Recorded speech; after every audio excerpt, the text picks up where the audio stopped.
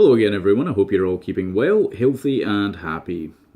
I wasn't expecting to be speaking with you again quite so soon, and to be honest with you, if I'd had my way I would have waited a little longer. But there are some matters that are just too important that really should be addressed, that you can't turn a blind eye to, that I felt I had to do this, I had to make this video, okay? And I'm talking here about the arrest, and I would call it the wrongful imprisonment of Tommy Robinson, okay? Why is it a wrongful imprisonment in my opinion? Well, because the charge that they charged him under initially was breach of the peace, okay? Now, there's video footage of Tommy before the arrest, during the arrest, and after the arrest, which shows that there was no public disturbance happening whatsoever because Tommy was live streaming at that time. What was he live streaming? Well, he was live streaming the events happening outside of a court of law in which there was an ongoing case regarding a grooming gang, okay, as it's euphemistically called. Actually, what these are rape gangs, okay, that operate in a collective, right? These rape gangs, I've talked about them extensively on this channel, what motivates them, what they're doing, who they are, what they're up to. You have to understand that there's an ideological component to this, right?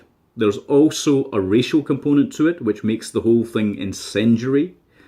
There's also other components to it that are too vast and numerous to really go into here in this short video, but I've already spoken about these, as I'm sure I think Tommy has and others have as well. These are serious matters, to be certain, and the establishment has done an absolutely piss-poor job of addressing these fundamental problems that are happening out there. The safety of children is not their paramount concern. That much is obvious, that much is clear. But the thing that happened with Tommy, to get back to this for a second, he was charged with breach of the peace, arrested for that rather, and then they used that to put him in prison for a period of 13 months, as I say, right? Because his sentence for contempt of court, which had happened previously, was, what do they call it? It wasn't a deferred sentence, there's another word for it. It slips my mind at the moment because I've been busy with a number of other things that are going on. But this kind of shrewd, tactical behaviour in order to remove Tommy Robinson from the streets shows that the court system is politically motivated in doing this, and the police service as well. My goodness, that has been politicised to the hilt, right? It's no longer about protecting and serving the people, if it ever was. It is completely about trying to prevent the public from expressing their outrage, their anger at the inability of the police force at large to protect the young people, the children in society. Now, this has not just happened with these rape gangs, these rapist grooming gangs, but also with the Jimmy Savile scandal. The police were complicit in covering that up. That emerged during this whole thing that the media did cover, albeit in drips and drabs. Okay? There's also another problem, which I don't think Tommy has really gone into with regards to these grooming gangs. But they were protected politically by these local councils and these high-flying politicians. Right? Now, in some of the cases with these councils, what has emerged since the Rotherham scandal broke is that some of the councillors were child abusers themselves, or they enjoyed looking at images of children being abused and so on. This is horrifying stuff, right? So they were complicit. This is perhaps why it is so explosive. This is perhaps why they want to shut Tommy Robinson down, because the links that he potentially could have exposed regarding what is happening to children in the UK is profound, right? Now, the other thing is, there is a direct danger to Tommy Robinson's life in prison, right? We all know this because there are people that have been convicted under terrorism offences that are serving time in prison, who have formed malevolent, vicious, violent gangs, who are calling for the death of Tommy Robinson. We know that these outfits like Islamic State and other terrorist groups are calling for the death of Tommy Robinson as well, and many of their compatriots are also in these prisons. So the UK government has basically signed his death warrant. The court system has signed his death warrant, and I think, quite frankly, they've done this purposefully. Now, he is, for all intents and purposes, disappearing down this very dark hole, right? And no one will find out what has happened to him, what is happening to him, what might happen to him. You see, these are all areas of grave concern. It's completely ridiculous what's going on. A suspended sentence has come to me now. You know, he was given a suspended sentence for this contempt of court charge, and therefore he's now being he's now having to serve out the rest of that, the remainder of that, which totals about 13 months. You see, but this is a nonsense. It's a complete nonsense. It's a trumped-up charge. It's being used to censor and silence him, and potentially kill him, if I'm perfectly frank. Right? Now, again, there are issues related to some what appear to be tangential matters, but are actually also quite important, like the freedom of the press. And I'll tell you what I mean by this. You've got journalists that are being silenced from reporting on the events surrounding Tommy Robinson. Okay? The governments and the courts have actually silenced anyone attempting to report what has happened to him, what is happening with him, the complete details of what's going on. That is deeply troubling, because this is the kind of thing that happens inside Russia. This is the kind of thing that happens inside communist China, where journalists are forced to retract their stories, to not publish their stories. Their stories are disappeared off the internet. Their stories are taken down from the newspapers and what have you. They're not allowed to print them because of various notices which are issued. We have our own system of doing that, by the way, where we cite national security. We use these D notices and such. But, I mean, this happens everywhere now, right? And it's happened certainly in the UK, and the UK has now fallen into being, as I say, a complete police state. You know? And journalists are being silenced. It's not just Tommy himself, but journalists are being silenced. This is a matter of free speech. It's a matter of... it's more than that, though. It's a matter of... it's a matter of being able to report truthfully and accurately the goings-on that happen out there in the world at large. Now, if journalists can't do that, then people will never know. Bear in mind, by the way, for those detractors of Tommy Robinson, there's a lot of people who don't like him, and I can understand. He's kind of like, Marmite. You either love him or you hate him, right? But I'm somewhere in between on that line. I'll tell you why. Tommy was one of the first people to start talking about grooming gangs, and everybody called him a racist, right? Because he talked about it. Years later, it turns out what he was saying was absolutely truthful and correct. Okay, now understand that a second. He was vindicated. Right? So this nonsense about, it's racism, it was never about a race. This is the thing a lot of people don't understand, and I wish they did. Religions aren't races, okay? People who are motivated by religious ideologies also aren't a race. Okay, they're a subgroup within a subgroup. Right? They're in a category that they've created for themselves, in essence. And so if there's a problem endemic with an ideology which is creating these very serious issues of terrorism, rapist gangs running around, all these kind of things which are happening, then I don't think at all, in any way, shape, or form, is it racist to try and find out, to get to the core of what might be, what doctrinal texts might be motivating them, for example, or what kind of things they've been taught that might be contributing to these problems, you see? But we're not allowed to do that, apparently, right? Because that makes us racist for doing that, which is ludicrous and insane. It's off the wall, right? Why? Because again, the majority of people from whatever races aren't committing these actions. And plus, you can see anyone can ascribe to any ideology. Anyone from any background, any race can ascribe to an ideology. You could have somebody who is as white as the pure driven snow who is Muslim. Okay? And you could also have someone who is as dark as the Nubians were, who is a Muslim. Right? Do you see what I'm saying? It's like anyone could believe in an ideology. Now, equally true is the fact that anyone could believe in an extremist version of said ideology as well. Now, if we were to point that out, that doesn't make us racist.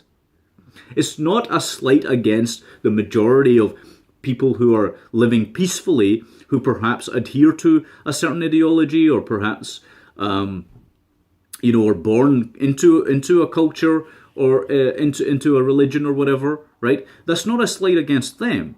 But equally, you can't dismiss the fact that ideology is playing a role, and certainly may well be playing a role in the world at large when it comes to horrific events that take place. Right? Our beliefs shape our actions. Now, I think you have to be, again, somebody who denies reality to say that's not the case. Okay? Our beliefs drive our actions, I think, to a great extent as well. And that's a very complex area. It involves the psychology of someone. It involves the spiritual aspects of belief as well. There's metaphysical issues there as well that need to be hashed out. There's philosophical issues. You name it. There's theological issues, right? But so it's not enormously complex, but you have to start somewhere to try and do that, to get to the nub of what is causing certain people to go out there and do whatever it is that they're doing, right? But what's going on right now is that governments aren't allowing those questions even to be asked. And this is producing a very interesting effect, which is that people think that by asking rational, logical questions, they might be accused of racism and shut down and put in prison. And in fact, governments are kind of doing that, to be fair, right? But it's this fear that's being instilled in people. If you speak up about something, if you speak up in defense of children, you'll be arrested. If you speak up in defense of other victims of other crimes that have happened as a result of ideology, perhaps, you'll be arrested. By the way, the same logic applies to other types of ideology that are extremist, not just Islamist ideology, right? Don't be fooled by that. Any kind of ideology that is taken to extremes, that demands the adherence of followers, can be extraordinarily dangerous, right? What is called the far right, and the ideology of the far right, is profoundly dangerous for this very reason. Okay, so you've got to maintain that perspective, right? But again, I'm truly shocked to my core that this is being allowed to happen in 2018 in the UK.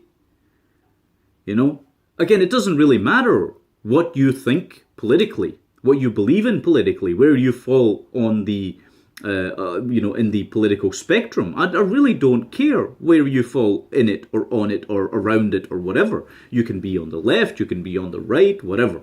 But the moment people start censoring people and shutting them down, shutting them up, shoving them in prison where they could be murdered by violent gangs, the moment you start doing that, and the moment you stop the press from reporting about it, and you start censoring the internet and anyone speaking about it, you have a very, very serious problem on your hands, because you're using totalitarian means and methods in order to achieve some kind of utopian greater good, which can never be manifest, because ultimately you end up doing acts of evil in the name of good.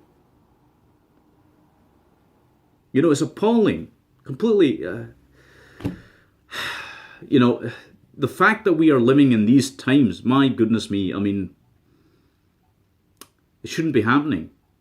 And the other thing is that this kind of treatment of people is going to result in more extremism, not less. The recruitment drive for the far right, if you want to call it that, right? As I've explained before, the far right are actually way on the left. They're actually socialist by nature. But I don't want to get into that again. I'm just pointing something out. The far right, okay, will be on a massive recruitment drive. On the other side of that coin, you're also going to have a massive recruitment drive by Islamists who will be emboldened by the fact that they no longer have a coherent, sensible voice standing against them in British society. Okay, do you realise, I want to ask the people in the British government this, if any of them watch this, do you realise how dangerous what you've just done is? You are blowing apart British society by putting this man in prison. And then by censoring the media from reporting it. Even leftist media is not being allowed to report it. There is something seriously wrong here. When we are being silenced, when we are being stopped from speaking our minds, when we are being treated in these ways by a government that is becoming ever more tyrannical in nature, what is going on? Why do we stand for it? You see, it seems to me, and maybe this is just, my perception, maybe I'm mistaken, but it seems to me that the government has become more draconian. The government is becoming this detached behemoth that doesn't give a toss about the people. Right? It's not even like it pays them lip service anymore. It doesn't even want to do that. And the court systems have just become lackeys of the politicals. When you have this kind of situation, and the public can see that, because the people that are trying to do all of this are so bloody inept, it doesn't exactly engender confidence in any kind of system of government.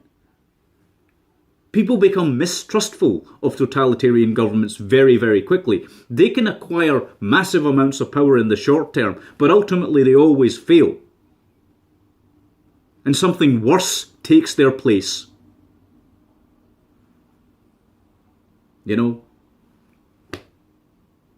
But it is wholly unjust. And if anyone talks about the fact that, like I've seen these posts on Twitter, I'll end with this on this matter. If anyone says, well, Tommy broke the law, do you know what? People who were opposed to the Nuremberg laws broke the law. Gandhi broke the law. Martin Luther King Jr. broke the law. Rosa Parks broke the law. Do you understand? Sometimes you have to break laws that are unjust. What's called the law isn't actually based on any original sense of what the law should be. It has become this amalgamation of statutes and the law. Okay, and it's being enforced wrongly. But these are matters of a different nature. But my God, we're not living in good times right now.